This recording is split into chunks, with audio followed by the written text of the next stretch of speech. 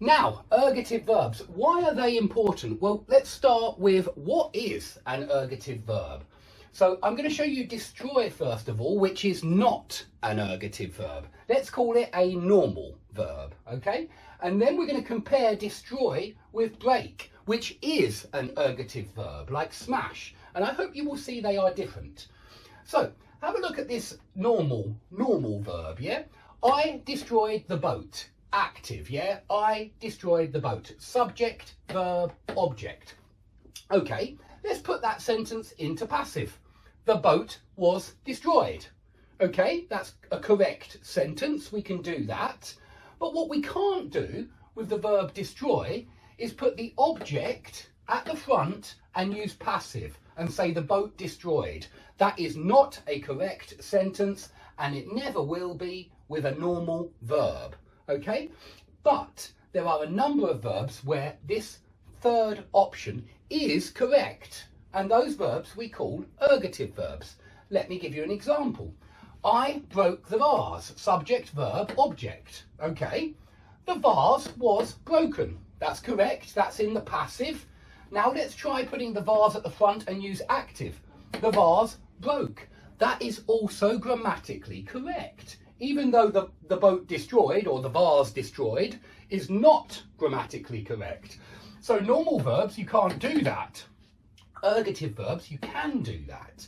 And so why? Well, with these ergative verbs, and they usually show change or destruction, or there are a lot of cooking verbs that are ergative as well, like boil and fry. So with these ergative verbs, if you use them in the passive, the vase was broken, that sounds like there is an agent involved, that somebody broke the vase.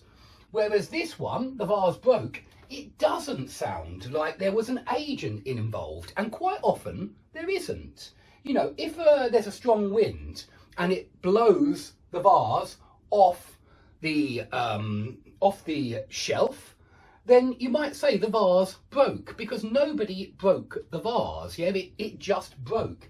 And be aware that children, if they break something, children will often say, the vase broke. It was nothing to do with me. Yeah, if they break something, they usually say this one because they don't want to sound guilty. They don't want to sound responsible, and so they use the last option, which is grammatically correct. Okay, so that's what an ergative verb is. Let me show you it with another one, like smash. Yeah, it doesn't work with destroyed, but it does work with smash. I smashed the vase. The vase was smashed. The vase smashed. Yeah, and so these breaking verbs, I cracked the vase. The vase was cracked. The vase cracked. These breaking verbs very often are ergative. Okay, let's look at a few more examples. And I want you to be aware that phrasal verbs like blow up and blow over are also ergative verbs. Here's my proof.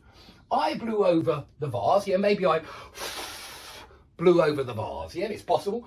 I blew over the vase. The vase was blown over is correct, the passive form, but also the vase blew over. Yeah, maybe it was the wind, and this one, of course, it sounds like the wind blew the vase over. The vase blew over. Yeah, there's no agent in this one. It's exactly the same with blow up something, yeah, which is destroy something with an explosion, yeah, blow up.